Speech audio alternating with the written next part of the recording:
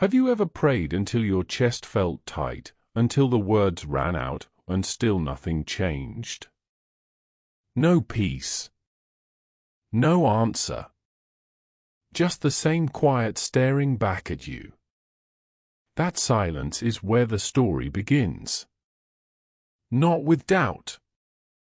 Not with rebellion. But with the kind of faith that keeps praying even when heaven feels closed. And then comes the question no one wants to ask. What if God isn't ignoring you? What if your prayer isn't failing, but missing its mark?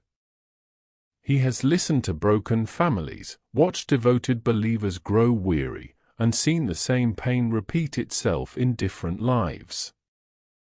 And through years of prayer and discernment, he reached a conclusion that unsettles almost everyone who hears it. The Rosary, he says, is not meant to be spiritual background noise. It is not a comfort habit. It is a weapon. But like any weapon, it only works when used correctly. Why are you hearing this now? Not later. Not years from now, but now. Pope Leo XIV warns that we are living in a time when neutrality is no longer harmless. Homes are under pressure. Marriages are strained. Faith is exhausted not because it lacks sincerity, but because it has been trained to be passive. And the silence so many believers feel is not random, it is strategic. There are ways of praying the Rosary, he insists, that heaven recognizes immediately. Ways rarely taught. Ways that demand discipline, surrender, and preparation. They are not comfortable. They are not convenient. And that is precisely why they work. This message is not meant for spectators. It reaches you because something in your life is standing at a threshold.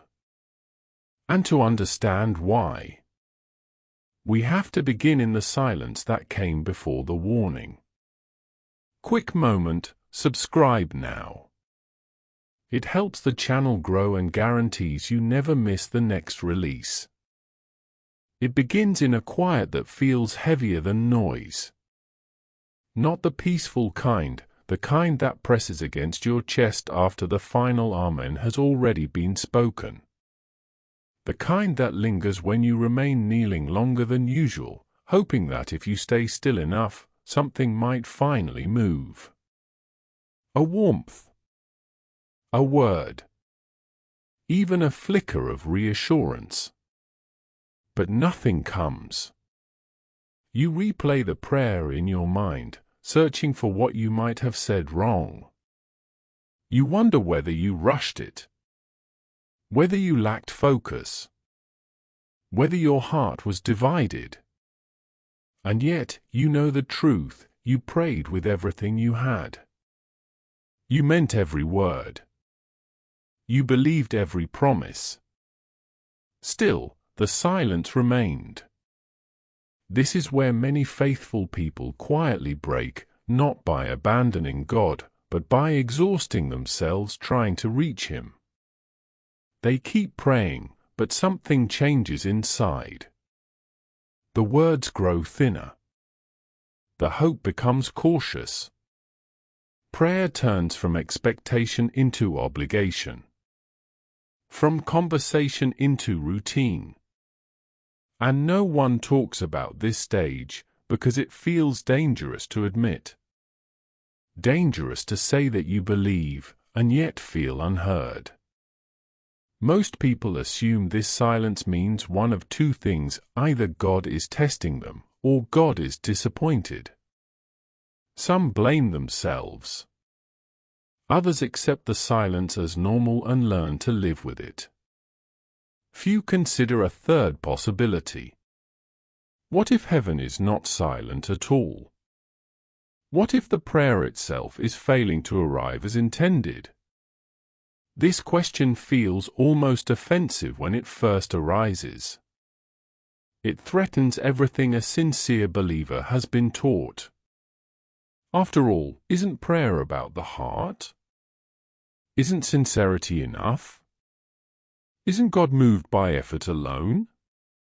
That was the question Pope Leo XIV faced repeatedly, not in theory, but across years of listening to confessions that sounded painfully similar.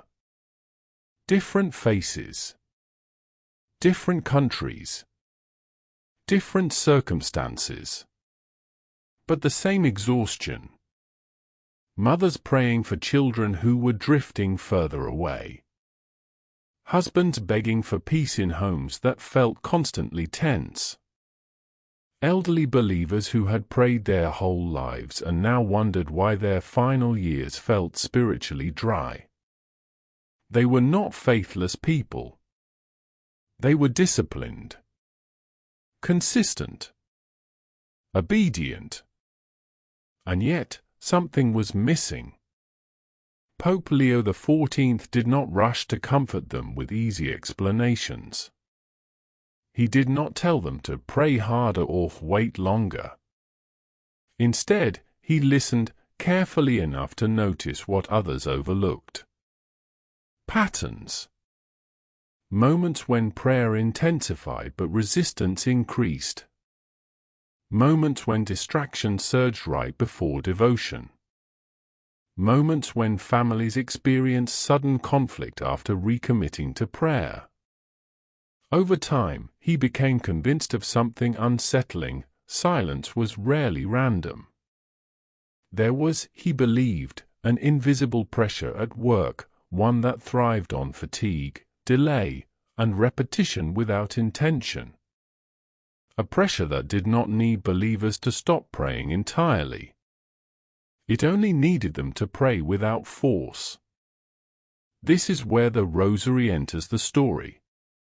For most people, the Rosary is familiar, comforting, predictable. Something held during moments of anxiety or repeated quietly at the end of a long day. Its familiarity is precisely what makes it feel safe. But Pope Leo XIV began to see that familiarity had dulled its edge. He spoke cautiously at first, aware of how easily his words could be misunderstood. The Rosary, he said, is powerful, but power unused is no power at all. And power misused becomes decoration. Too many believers, he warned, had been trained to treat the Rosary as background noise, something holy but passive. Something repeated, but not deployed. And in times of spiritual conflict, passivity is not neutral. It is costly. According to Pope Leo XIV, the silence so many experienced was not evidence of God's absence, but of misalignment. Heaven responds to prayer that is ordered, intentional, and surrendered. Prayer that engages not only the lips, but the will. Not only emotion, but discipline. This realization did not come easily. It came through long nights of prayer when Pope Leo XIV himself felt emptied. Through moments when words felt insufficient and comfort evaporated. Through seasons when the only thing left to offer was obedience without consolation. It was there, in those stripped-down moments, that the Rosary revealed itself to him differently. Not as a habit. As a form of resistance. He began to understand that prayer was not only communication, it was participation. That the Rosary was not merely asking for peace, but enforcing it. Not pleading for protection, but declaring authority under Christ. And most believers, he realized, had never been taught how to do this. They prayed sincerely, but vaguely. Faithfully, but comfortably. Consistently, but without preparation. Pope Leo XIV warned that such prayer was increasingly ineffective, not because God had changed, but because the battlefield had. Homes were no longer neutral spaces. Distraction was no longer accidental. Delay had become a strategy. And prayer that remained casual was being quietly neutralized. This was why routine was no longer enough. The Rosary, he said, must be prayed as if something is at stake, because something is. Not someday. Now. But he also knew that revealing this truth all at once would overwhelm most people. What he had learned was demanding. It required effort, discomfort, commitment, and it confronted the modern instinct to seek spiritual results without sacrifice. So he spoke carefully, gradually, often only when he sensed someone was ready to hear it. He told them this: if prayer feels resisted, it may be because it is finally threatening something. If silence feels heavier than before, it may be because breakthrough is closer than it appears. And then, quietly, he would add a warning. If you continue praying the way you always have, he said, heaven may remain silent, not because it cannot respond, but because you have not yet learned how to stand where prayer is heard. What he would reveal next did not promise comfort. It promised effectiveness. And it began with 3 exercises, rarely taught, rarely practiced, that would transform the Rosary from repetition into action. But before those could be revealed, there was something the faithful needed to understand. The greatest resistance often comes right before obedience becomes dangerous. And that is where this story must go next. Because what Pope Leo XIV would reveal after that warning was not the kind of teaching people repeat casually over coffee. It wasn't the kind of thing you share in passing, like a helpful tip. It carried weight. Not because it was complicated, but because it demanded something most people avoid: full participation. That is one reason these practices are rarely shared. Not because they're secret in the dramatic sense, but because they are costly in the ordinary sense. They ask for time, for discomfort, for clarity, for surrender. They expose the way many believers have learned to pray, faithfully, yes, but softly, safely, without consequence. And when a teacher asks for consequences, people either turn away or they change. Pope Leo XIV did not describe these exercises as formulas that guarantee results. He hated that kind of bargaining spirituality. He insisted they were not levers to pull, not codes to crack, not shortcuts to force God's hand. They were demands. Demands on the believer. He said the Rosary becomes dangerous, not when it is merely repeated, but when it is prayed with the kind of inner posture that refuses compromise. When it moves from something I do into someone I am. When the prayer is no longer performed at the edge of life, but carried into the center of it. And he learned this in the only way most people ever learn it, through exhaustion. Through nights when the body wants sleep and the mind wants to quit. Through hours when prayer feels dry and the heart feels heavy. Through moments of physical strain when every part of you wants to take the comfortable way out. It was in those moments, he said, that he began to understand why so many prayers drift upward like smoke, beautiful, sincere, and unfocused, while other prayers land with the force of a declaration. He began to see why the enemy does not always try to stop prayer. Sometimes the enemy simply tries to soften it, to make it vague, convenient, private, quiet, to make it something you can do without changing. That is why the first exercise he revealed felt, to many people, almost unreasonable. Exercise 1: Bodily sacrifice while praying. He did not introduce it as a performance. He warned against pride immediately. This was not about proving how holy you are. Not about chasing pain. Not about dramatics.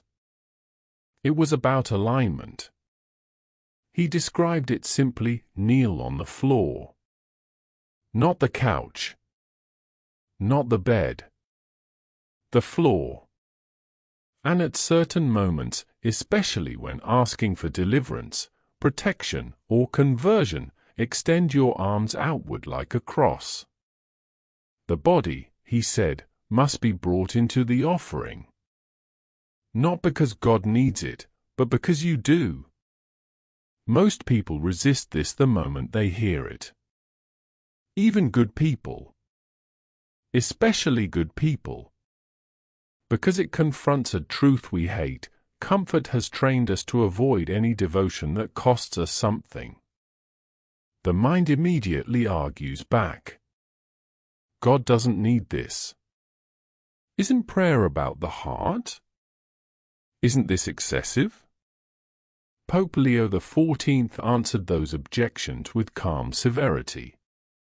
Yes, prayer is of the heart. But the heart is attached to a body, and the body has habits. The body knows how to flee discomfort. The body knows how to multitask. The body knows how to pray without paying attention. And sometimes the most merciful thing you can do is make the body remember that this is not casual. Knees on the floor, because you are not negotiating. Arms extended, because you are not merely requesting, you are offering.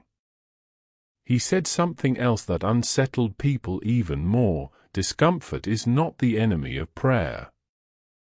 Discomfort can become the narrowing lens that burns away distraction. When the body feels the cost, the mind stops wandering. When the muscles ache, the soul becomes honest. You learn quickly what you truly want, because you can no longer pretend. And then he tied it to Christ without softening the edges. Christ's love was not comfortable.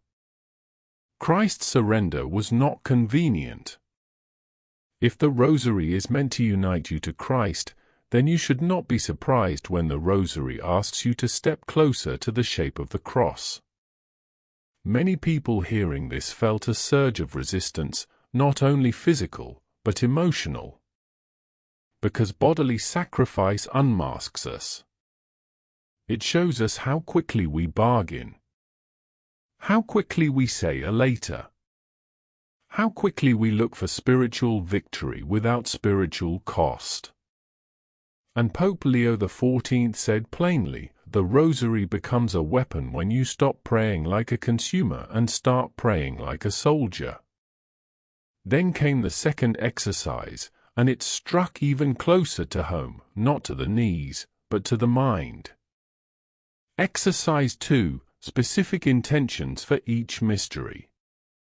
Pope Leo XIV spoke against vague prayer like a man trying to wake someone from sleep. Not because vague prayer is sinful, but because vague prayer is often safe. It allows you to feel faithful without being precise. It allows you to say, God, help, while avoiding the harder words, God, heal this. God, deliver him. God, break this. God, change me. He said most people pray the Rosary with a fog of intention. They carry anxiety into the prayer, but never aim it. They bring sorrow, but never target it. They repeat holy words while their deepest need remains unnamed. And unnamed needs often remain unchallenged. So he required structure. Each decade, he taught, should carry a deliberate petition, like an arrow, not a cloud. The mysteries are not meant to float past you. They are meant to shape what you ask for and how you ask. He laid out examples, not as rigid rules, but as a discipline of clarity. This decade, healing, physical, emotional, spiritual. This decade, deliverance, breaking what is binding the household. This decade, protection, covering the children, the marriage, the mind. This decade, provision, what is needed, not what is wanted. This decade, conversion, turning hearts back before it's too late. People resist this too, but for a different reason. Specific intention forces honesty. It makes you face what you're afraid to say out loud. It makes you name the addiction. Name the resentment. Name the darkness in the home. Name the distance in the marriage. Name the bitterness you've been excusing as stress. And once it is named, you can no longer pretend you don't see it. Pope Leo XIV said that the enemy loves unnamed battles. Loves fog. Loves generalities. Because fog keeps believers circling the problem without ever confronting it. The Rosary, he insisted, was never meant to be a loop of words. It was meant to be a guided march, mystery by mystery, pulling your life into the life of Christ with increasing precision. Then came the third exercise, and it widened the battlefield from the individual heart to the physical space people lived in every day. Exercise 3, Fortifying the Home. Pope Leo XIV said something that made some people uncomfortable immediately. Your home is not spiritually neutral. Not because walls are haunted. Not because every shadow is a demon. But because habits live in homes. Patterns live in homes. Arguments repeat in homes. Temptations find predictable timing in homes. And what becomes predictable becomes exploitable. He taught that many families pray privately while their homes remain unclaimed. People beg for peace while tolerating spiritual disorder. They ask for protection while leaving doors open through bitterness, impurity, and delay. So he gave a practice that felt simple, but carried a different kind of authority. Pray aloud. Not always, but at appointed times, with intention. Light a blessed candle. Place a consecrated object at the center, a crucifix, a blessed rosary, something that represents the reign of Christ. Gather the household if possible, or stand alone if you must. And speak the prayer like someone who believes that Christ is not an idea but a king. He said a strange thing to those who feared seeming too intense. If darkness can be loud in your home, then holiness can be loud too. This exercise was not begging for peace. It was declaring occupancy. Not in arrogance. In obedience. It was the difference between whispering at the edge of the door and standing in the doorway with authority that does not belong to you, but to Christ. And people resisted this more than they expected. Not because it was hard to do, but because it required a kind of courage that exposed their fear of being fully seen, fully committed. It required them to stop treating faith as a private preference and start treating it as lived allegiance. By the time Pope Leo XIV laid out these three exercises, the listener understood something clearly. This wasn't try this and see what happens. This was a line being drawn. And then the story moved from teaching into testimony, because teachings can be dismissed until you see what they do in real life. That is where Clara enters. Clara was not the kind of woman people point to when they want a neat religious story. She didn't have a polished testimony. She didn't have the kind of peace that makes others say, "See? Prayer works." Clara had the opposite, the kind of life that makes faithful people whisper, "Why hasn't God answered her?" Her house felt like it was always on the edge of collapse. Her husband drank until his voice changed and his eyes hardened, and then he would disappear, sometimes for a night, sometimes for days, returning with apologies that dissolved within hours. Her son had slipped into drugs with the speed of someone trying to outrun something inside himself. Bills stacked. Food ran low. The phone rang with numbers she stopped answering. And Clara prayed. That's what made it worse.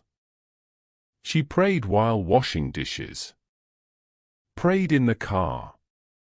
Prayed in the bathroom with the faucet running so no one could hear her crying. She prayed daily, not as a show, but because prayer was the only place she could still breathe. But nothing changed. If anything, it seemed to get darker. More volatile.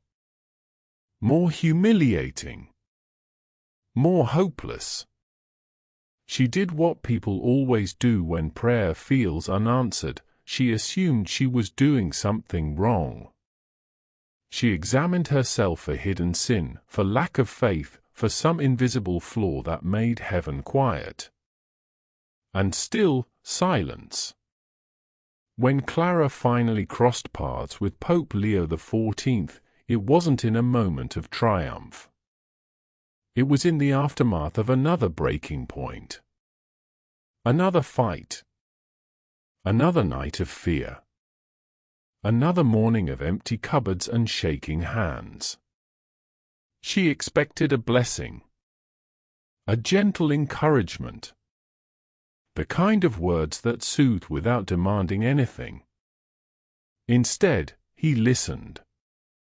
He listened long enough that Clara's story stopped being a list of disasters and became what it truly was, a woman being ground down by repeated defeat while trying to remain faithful. When she finished, she waited for comfort. Pope Leo XIV did not give her comfort first. He gave her clarity. He told her something that landed like a stone in her stomach. Your faith isn't failing. But your method may be. Clara blinked like she hadn't heard correctly. She felt offended before she felt hopeful. Because when you've suffered honestly, any suggestion that you've been doing it wrong feels like an accusation. And he saw that reaction in her face. So he leaned in gently, but he did not retreat. He explained that heaven is not moved by panic alone.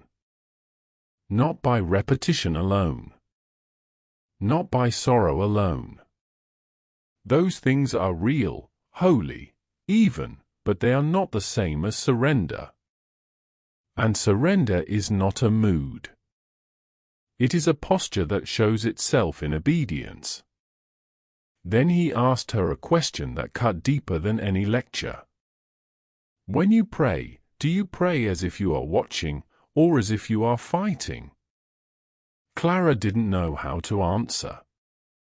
Because she had been fighting in the only way she knew, surviving. He placed a rosary into her hands, not like a charm, but like a responsibility. And he gave her the 3 exercises with a seriousness that made her realize this was not optional advice. Knees on the floor. Arms extended at moments of desperate petition. Specific intentions tied to each mystery. A loud prayer in the home, with candlelight and consecration. Clara wanted to say yes immediately, but fear made her hesitate. Not fear of the actions themselves, fear of disappointment. Because if she did this, truly did it, then she would be offering the last thing she had left, hope. And if nothing happened after that, what would remain?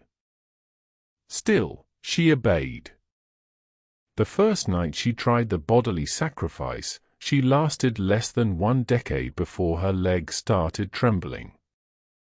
She felt ridiculous. The floor was cold. Her arms burned. Her mind screamed that she was being extreme. But she remembered his words, difficulty is the point. So she tried again. She named intentions with a precision that frightened her. She didn't say, help my family. She said, deliver my son. She said, break the addiction. She said, bring my husband to repentance. She said, protect my home. She said, convert my heart where it has grown bitter. On the third night, when her husband was out again and the house felt like a wound, Clara lit a candle and prayed aloud anyway. Her voice shook at first. Then it steadied. Not because she felt brave, but because something in her refused to stay passive. And then, 3 days in, something cracked. It wasn't fireworks. It wasn't a sudden perfect miracle. It was a break in the pattern. Her husband came home sober. Not performatively sober. Not I'm fine sober. He came in quietly, like a man returning from a place he hated. He walked past the usual excuses. Past the defensive jokes. Past the anger. He knelt. Right there, in the same home that had held so much shouting, he knelt. And with a voice Clara didn't recognize, he asked for forgiveness. Clara stood frozen, not trusting her eyes. Her heart wanted to celebrate, but her mind guarded itself, because she had seen apologies before. But this was different. He didn't demand comfort. He didn't negotiate. He didn't blame her. He asked, simply, for mercy. That same day, her son called. Not to ask for money. Not to manipulate. To confess. He said he couldn't keep living the way he was living. He said he was scared. He said he needed help. Clara felt her hand shaking so badly she had to sit down. It felt like the ground under her life had shifted, just slightly, but enough to prove something was moving. And then came the third moment, quiet, practical, undeniable. A debt she had been drowning under was unexpectedly reduced. Not erased by magic, but relieved in a way that made the future possible again. A door opened where there had been no door. 3 cracks in 3 days. Clara did not call them coincidences, not because she was naive, but because she recognized the pattern she had lived under for years, and she recognized what it meant when that pattern finally broke. It wasn't that God suddenly became present. It was that Clara's prayer had changed position. Pope Leo XIV described it as alignment, when a believer stops treating prayer as comfort and begins treating it as obedience, the spiritual atmosphere shifts. Not always dramatically, but decisively, like a lock finally turning when the right key is used. And Clara's story was not the only one. There was another household, different struggle, same silence. A couple who lived in constant tension, resentment simmering, children watching, faith becoming a topic nobody wanted to touch. They weren't dealing with addiction, they were dealing with slow erosion. Coldness. Distance. The kind of spiritual dryness that doesn't explode, it suffocates. They took the same practices. The kneeling. The intentions. The audible rosary in the home. And the first change wasn't in circumstances, it was in atmosphere. The home felt less sharp. Conversations became less combustible. The husband, who had become sarcastic any time faith was mentioned, stopped mocking and started listening. The children stopped rolling their eyes and started returning to prayer in small ways. It wasn't instant perfection. It was the beginning of order. And Pope Leo XIV said something that reframed every testimony. When prayer becomes disciplined, the first miracle is often not what happens around you, but what happens within you. Because a person who can kneel in silence without quitting, a person who can name intentions with honesty, a person who can claim their home in faith without embarrassment, that person is no longer spiritually passive. That person is prepared. And then, just as hope begins to rise, Pope Leo XIV issued the warning that always follows real progress. He said the greatest danger comes before grace. That is when a household begins to shift, pressure often increases. Distraction grows louder. Fatigue multiplies. Arguments try to return. Temptations get more creative. Not to punish you, to push you back into old patterns. And this is why, he insisted, you cannot treat these exercises like a brief experiment. You must prepare. You must build discipline before the next wave hits.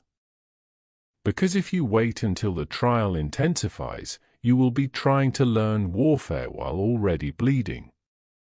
That is when he introduced the next step, not yet fully explained, but placed like a warning sign on the road ahead. A 7-day challenge. Not a symbolic week. Not a motivational streak. A deliberate act of spiritual obedience designed to close doors, reclaim territory, and break the habit of delay. And his final words at the end of this phase were not comforting. They were urgent. You must act, Pope Leo XIV said, before the pressure intensifies. He did not say it as a threat. He said it as someone describing whether you can already feel moving in. Because in his years of listening to the faithful, he noticed something chilling: most people don't lose their spiritual battles in a dramatic collapse. They lose them in slow delay. Not in a loud no. In a quiet later. Later, when work calms down. Later, when the house is quieter. Later, when I feel more ready. Later, when I'm not so tired. Later, when I'm not so distracted. And the enemy, Pope Leo XIV warned, does not need your hatred of God. He does not need your total abandonment of prayer. He only needs you to keep postponing the kind of prayer that changes things. Distraction becomes a weapon because it seems harmless. It wears the face of normal life. A phone buzzing. A task list. A sudden urge to clean the kitchen the moment you decide to pray. A heavy tiredness that arrives on schedule right at the moment devotion would begin. Fatigue becomes a weapon because it whispers that holiness can wait until you have more energy. As if spiritual war politely pauses until you're well rested. and later becomes the deadliest weapon of all because it feels reasonable. Pope Leo XIV said neutrality is not spiritual peace. Neutrality is spiritual drift.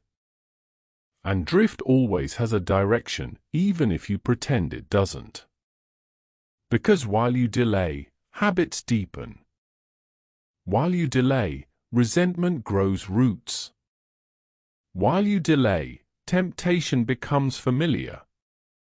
While you delay, the home remains unclaimed. While you delay, the silence becomes normal. He said something that made people uncomfortable because it sounded too simple to be true. Delay is a decision. Not a dramatic one, but a real one. When you keep waiting to become disciplined, you are deciding to remain vulnerable. When you keep waiting to confess, you are deciding to keep doors half open. When you keep waiting to reclaim your home, you are deciding to let the atmosphere be shaped by whatever has already been shaping it. So he did not offer a vague encouragement like, "Try harder." He offered a line. A crossing point. A 7-day act of spiritual obedience, structured, deliberate, and demanding, meant to break the habit of delay at the root. Not because God needs 7 days. Because you do. He called it a challenge, but it was more than that. It was a training ground. A decision made visible. A week long enough to expose excuses, and short enough to remove the illusion that you need perfect conditions to begin. He told the faithful, do not start this when you feel ready. Start it when you feel resistance. Because resistance is often proof that you are finally aiming at something that matters. Stage 1, Deep Confession, days 1 to 3. The first stage was not dramatic prayer. It was confession. Not as a ritual to check off. Not a quick cleaning of the surface. Deep confession, honest, complete, and unprotected. Pope Leo XIV said confession closes doors that prayer alone sometimes leaves cracked open. People beg for deliverance while clinging to hidden compromises. They ask for peace while feeding bitterness. They plead for protection while excusing patterns that invite darkness. He did not say this to shame anyone. He said it because he had watched what happens when confession is postponed. The soul grows used to carrying weight it was never meant to carry. Days 1 through 3 were meant for this, to lay down everything that had been concealed. Not partial repentance. Not I'll deal with that later. Not God understands. Yes, God understands. But understanding is not the same as surrender. Confession, he taught, is surrender with words. And it requires courage because it breaks the private agreements we make with our own sin. If the rosary was going to become a weapon, then the soldier had to stop guarding the enemy's entrance points. Stage 2, Total Rosary Surrender, daily. Every day of the 7, the rosary would be prayed with intention, not as a routine, but as a deliberate act of alignment. Pope Leo XIV instructed that each mystery must carry a targeted petition. The believer would stop saying "help me" and start saying what help was needed. Healing. Deliverance. Protection. Provision. Conversion. And on selected days, the believer would add bodily sacrifice, knees to the floor, arms extended, at least for a portion of the rosary. Not to earn God's attention, but to train the body to stop fleeing devotion the moment it costs something. Because the body always votes for comfort. And comfort, left unchecked, becomes a prison. This daily surrender was not meant to create a spiritual high. In fact, Pope Leo XIV warned that emotion would likely disappear early in the week. That was part of the test. Because if your prayer depends on feeling, then your prayer will collapse the moment feeling fades. The Rosary as weapon requires something sturdier than emotion. It requires obedience. Stage 3. Consecration of the home. Then came the stage many people avoided, not because it was complicated, but because it made faith public. Consecration of the home. Pope Leo XIV instructed believers to take holy water and a crucifix and move room by room. Not rushing. Not casually. Deliberately. As if reclaiming ground that had been left unattended. He said homes carry spiritual echoes. Words spoken in anger do not vanish without consequence. Habits practiced in secret do not remain isolated. Fear does not politely stay in one corner. And when a home becomes spiritually disordered, people start living as if oppression is just life. Consecration interrupts that agreement. In each room, the believer would make the sign of the cross, sprinkle holy water, and speak aloud, not begging, but declaring under Christ's authority. This home belongs to God. Peace is commanded here. What is not of Christ has no claim. Some felt strange doing it. Embarrassed. Unsure. As if declaring holiness might provoke something. Pope Leo XIV did not deny that fear. He simply refused to let it lead.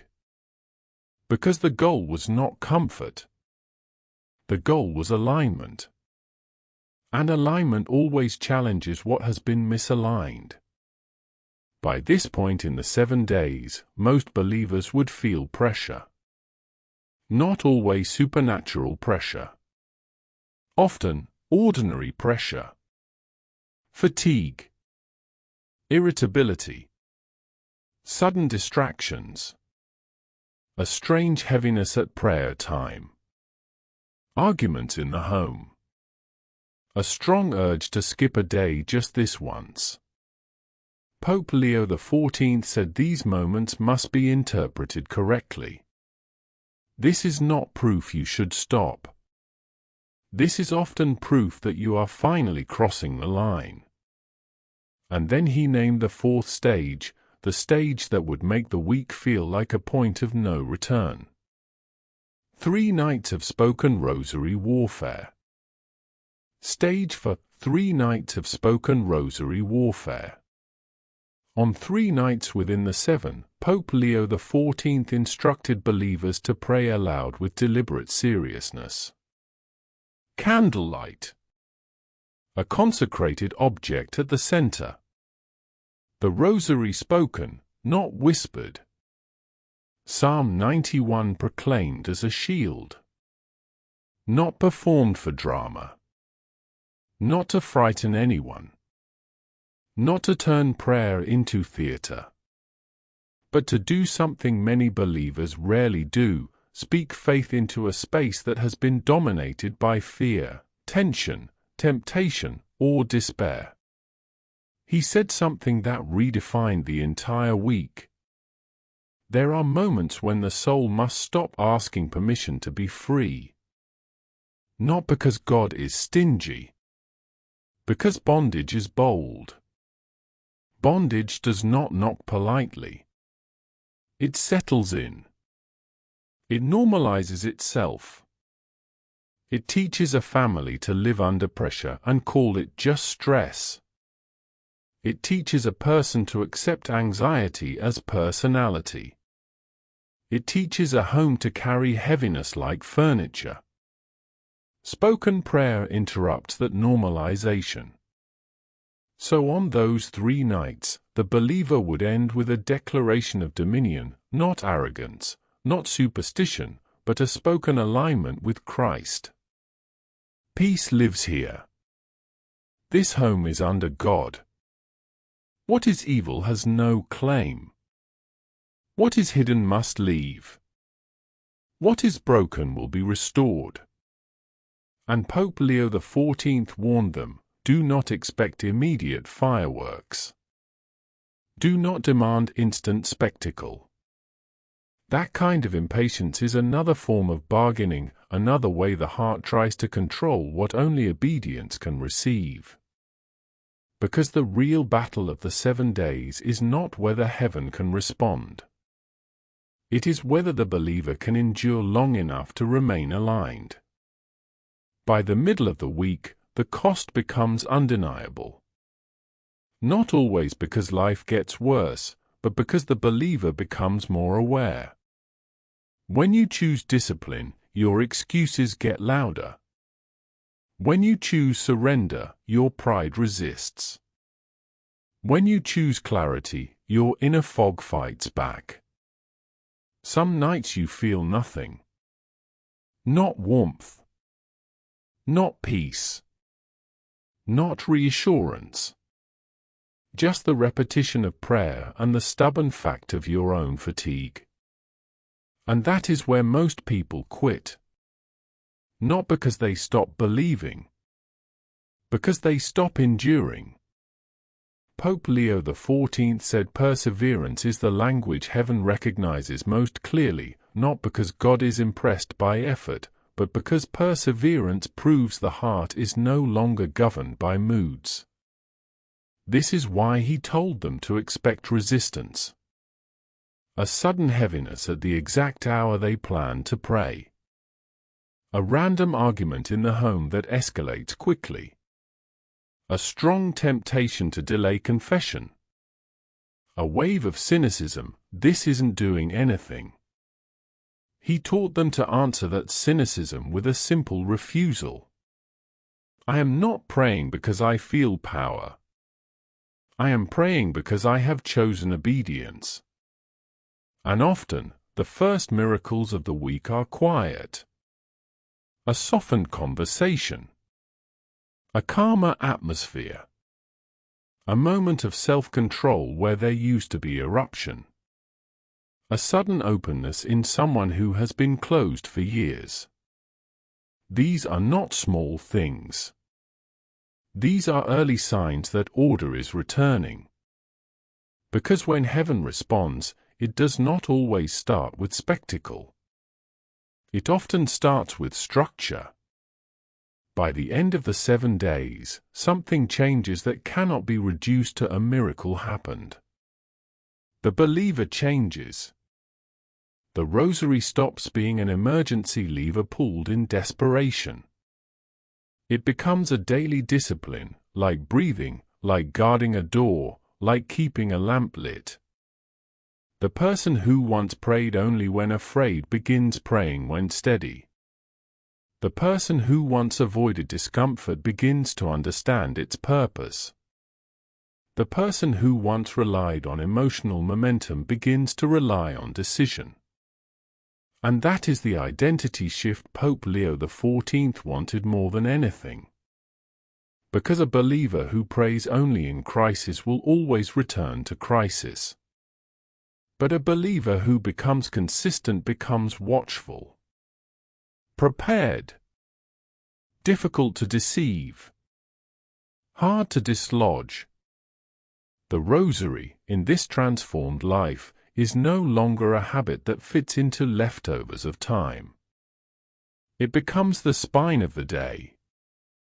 It teaches the soul to refuse spiritual drift. It teaches the will to stand when the body wants comfort. It teaches the mind to aim instead of scatter. And slowly, the silence that once felt threatening becomes different. Not because life suddenly becomes easy, but because silence is no longer interpreted as abandonment. It becomes space. Space where obedience can be practiced without applause. Space where faith can deepen without feelings. Space where God can reorder what panic once controlled. Pope Leo XIV's final insistence was simple. Heaven responds not to noise, but to alignment. Not to frantic volume, but to surrendered consistency. Not to spiritual theatrics, but to a life that steps onto the field and stays there. And when heaven responds, it may not look like a lightning bolt. It may look like peace returning to a home where peace has been absent for years. It may look like a hardened heart finally asking for forgiveness. It may look like clarity rising in a mind that has been trapped in confusion. It may look like provision arriving at the moment of need, quietly, precisely. It may look like strength given to endure what used to destroy you. But it will be real. Because the believer is no longer praying as a spectator. They are praying as someone heaven recognizes, not by drama, but by obedience. And that is the promise that closes this story. A prayer lived daily becomes a life heaven recognizes. A believer kneels. Not desperate. Not bargaining. Not afraid. The rosary rests in their hands like a steady flame, ordinary beads, extraordinary resolve. The room is quiet, but the quiet is no longer hostile. It no longer feels like a locked sky. Because silence is not emptiness anymore. It is a place where a disciplined heart can listen. And when that believer lifts their eyes, without needing a sign, without needing proof, the distance between earth and heaven feels smaller than it used to. Not because heaven moved closer, but because the believer finally stepped into the way of prayer, heaven answers.